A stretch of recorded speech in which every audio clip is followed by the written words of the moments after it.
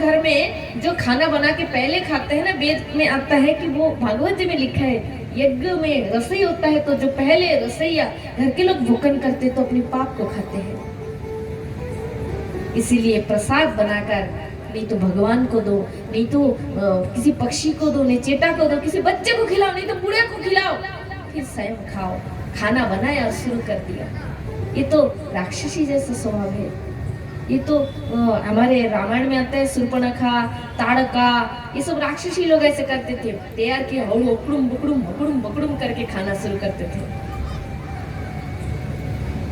किंतु जिस घर में हम वैदिक धर्म को लेकर चलते हैं, है ना, सनातन धर्म से हम स्थित है, तो हमारा कर्तव्य प्रत्येक गृहस्थी अन्न बनाए तो पहले, अगर आपके घर में भगवान को भोग लगाते हैं तो बहुत उत्तम, और नहीं लगाते तो भी से प्रचेष्टा करें।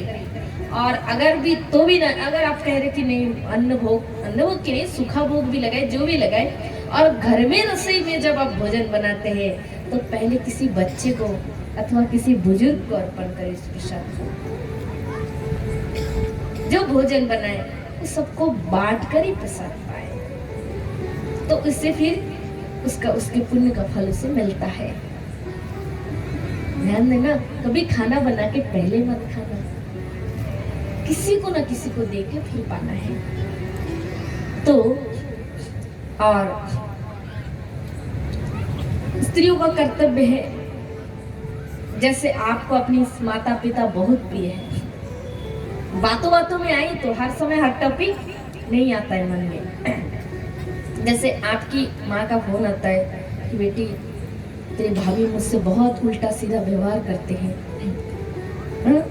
टाइम से तेरे पिताजी को खाना नहीं देते हो, तो हमें बहुत दुख लगता है, बहुत कष्ट होता है कि नहीं।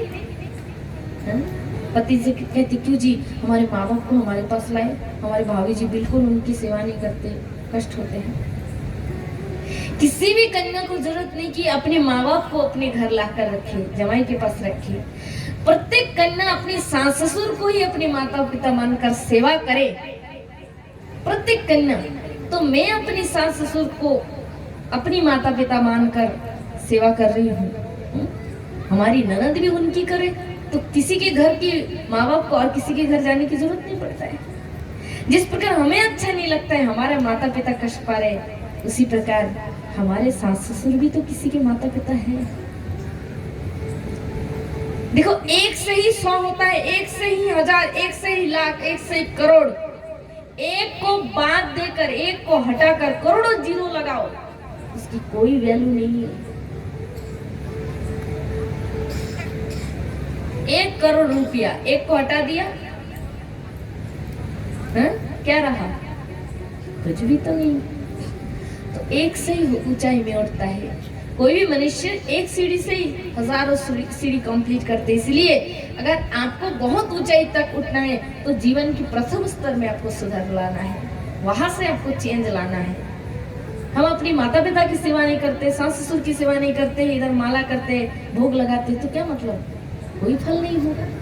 प्रथम गुरु तो माता पिता है, प्रथम इष्ट तो माता पिता है। ये सीता जी ने शिक्षा दी है, प्रत्येक वैदिक नारियों ने शिक्षा दी है।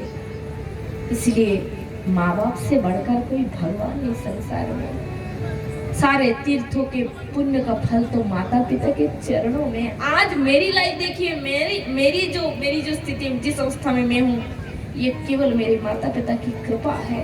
उन्होंने साधना करके सब अर्जन किया और बनाया बनाया खेत पे मैं फसल कर रही हूँ। मुझे ना खेती करनी पड़ी, ना कंकड़ हटाने पड़े, ना कांटे हटाने पड़े, कुछ नहीं। सब उन्होंने परिश्रम किया और मैं आनंद से उसी पथ पे चल रही हूँ। कब मिलता है पिता का संपद? जब पुत्र आज्ञाकारी होता है, माता पिता के भक्त होता है। दुनिया में जिसने माँ का, मैंने गैसल में एक पुराण पढ़े थे, मेरे पास पूरे एक अलमारी है ग्रंथों की। जब भी मन हो जाए मैं एक एक पढ़ती रहती हूँ। तो एक दिन मेरा मन हुआ कि मैं पद्म पुराण पढ़ूं, तो मैं पुराण पढ़ रही थी और उसमें लिखा है, सूत मुनि सनकादि से कह रहे हैं, जो बेटा, जो पुत्र अपनी माँ को माँ माँ कहकर प्रेम से पुकारते हैं, वो पद पद में अश्वमेध यज्ञ का फल पाते हैं। कितने ऐसे बेटे होते हैं जो शादी के बाद, विवाह के बाद अपनी माँ से माँ भी कहकर नहीं पुकारते हैं, माता पिता से गंदे व्यवहार करते हैं। कितना भी भजन करे, कितना भी साधन करे, माता पिता में जिसकी भक्ति नहीं, रुचि नहीं, वो कभी उन्नतशील नहीं हो सकते हैं। इसलिए ये नहीं कि मैं किसी को टारगेट कर रही हूँ, सबके लिए है, आपके लिए, मेरे, ऑल सब जीवों के लिए है। इसलिए आप कितने भी सुंदर हो, कितने भी पढ़े लिखे हो, अपनी संस्कार का त्याग मत करें। नहीं, मेरी बेटी विदेश में पढ़ाई करके आई है, वो अपनी सासू की सेवा करेगी। कितने माँ ऐसे शिक्षा देते हैं अपने बच्चे को। अरे असली सुंदरता तो उसकी संस्कार में है। सीता जी में क्या कमी थी? वो तो परम सुंदरी, परम गुणवती और देवी थी, फिर भी कौशल्या जी के चरणों को पकड़कर दबाती है, चरणों को धोती है। इस शिक्षा दी है। सुबह उठकर प्रत्येक दिन चेष्टा करे, प्रथम माता पिता की चरण की वंदना करे। प्रातःकाल उठी रघुनाथा, मातु पितु गुरु नवई माथा।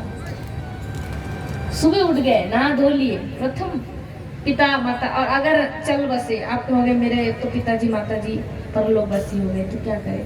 तो मंदिर तो है, ठाकुर घर तो है, वही प्रणाम करे, तुलसी चौराहे में प्रणाम करे, फिर अपने काम के दिन की शुरुआत करे। जीवन में कुछ तो परिवर्तन है, या 7 दिन कथा सुने, कुछ तो नया, कुछ चेंज लाए, कुछ नया कुछ करे अपने लाइफ में, कुछ सीख के जाए और उस नियम को जीवन भर रखे। एक परिवर्तनता, एक कुछ छोड़ के जाना, बैड हैबिट को, एक चेंज अपने में लाना है। ऐसे एक एक करके तो होगा है? एक साथ पूरा कभी नहीं हो सकता है। तो मातृ देव भव, पितृदेव भव। माता पिता ही परम देव है। देव माने इष्ट, भगवान।